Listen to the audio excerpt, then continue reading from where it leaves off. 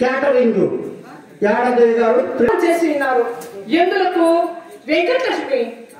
ఎందుకంటే నేను గారు మురగపేట తెలియక అటు మురగపేట మూలవంతుగా తెలిసి ఉంటే నన్ను మీకు ఇచ్చి వివాహం చేసి ఉండేవారు కాదు. ఎక్కడికి?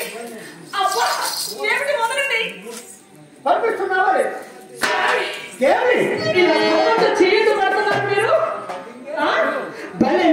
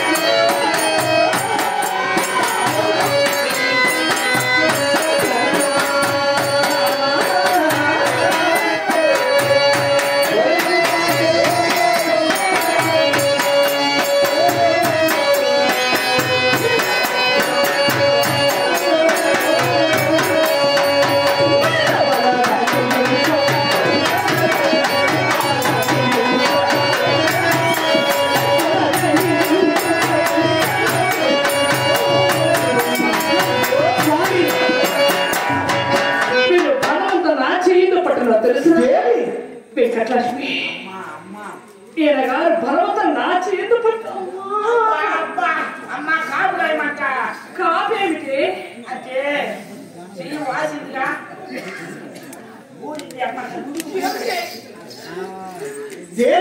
కాదనక ఈ వేట మరొకరికి వెళ్ళి ఇంకొక కొత్త మనిషిని తీసుకొచ్చి అంతపురం ఉంచుకున్నాక ఇటువంటి మాటలు మీరు మాట్లాడుతున్నారు. ఇదేమైనా సాధ్యమైన పని అయినా నేను వేరే కాంతాలు తెచ్చుకోవడమా? నీ మనసులో మాటే కదా అది. ఏదైనా మాట సమయంలో కానీ ఇలాంటి మాటలు నేను ఇప్పుడైనా అని ఉన్నానా? ఆయన మాట సామెత కావాలా? మనసులో మాట అని ఉన్నారా? అది ఆ దేవాలని పోవాలని చూడు దాసి వెంకటలక్ష్మి, ఇదిగో వెంకటలక్ష్మి, ఈ 50 కోట్లు నువ్వే తీసుకొని నాకు న్యాయం చెప్పవే. పెట్టినట్టు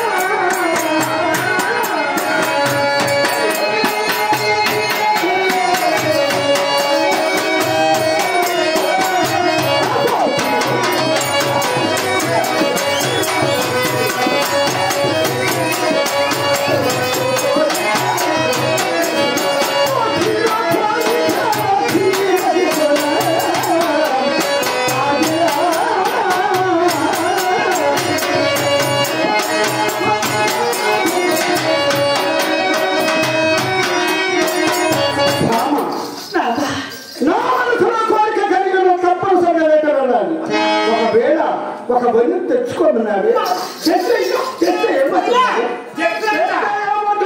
అదిగో తెస్తే ఏం చేస్తావే?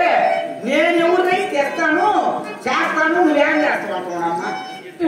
నువ్వేం చేయలేవని కదా అమ్మగారు అంటే ఎవరో తీసుకొస్తామన్నా ఆయన మనసులో ఉంది. అదే పొందాలని తేవాలని. ఇదిగో నువ్వేదో మాట్లాడే ఊళ్ళో తెచ్చుకోమన్నాడు. ఆయన అంటున్నాడు తెస్తే ఏమందువే, తెస్తే ఏం చేస్తావే అంటున్నాడు. అంటే తేవాలని నేను మాట వరుసగంటే ఆయన నిజంగా తీసుకొస్తారా? అట్లా వేట బాగా పెట్టి పెడితే ఒకవేళ తెస్తే ఏముందులివి అంటున్నావు. అవును. అంటే నీ మనసులో మాట అని ఉన్నారు కదా. ఒకవేళ తెస్తే ఏమంటున్నావు అంటున్నారు స్వామి. ఒకవేళ ఏముందని అసలు నీ మనసులో మాటే కదా అని ఉన్నారు. సరే, నీ ఇష్టపూర్వకంగా ఎవరినో తీసుకొచ్చుకొని అంతపురం ఉండండి. ఎవరినో తీసుకొచ్చినప్పుడు నేనెందుకు నీ అంతపురంలో నీ కాలం ఉందా? నేను అడిగి మా పుట్టింటికి వెళ్ళిపోతున్నాను. వెంకటలక్ష్మి, నేను అడిగి మా పుట్టింటికి వెళ్ళిపోతున్నాను. నువ్వు చెప్పినట్టు చేస్తున్నావు, నాకేం తెలీదు. నీకెందుకు అడిగి మా పుట్టింటికి వెళ్ళిపోతున్నాను. ఎవరో ఒక దాన్ని తీసుకొచ్చుకొని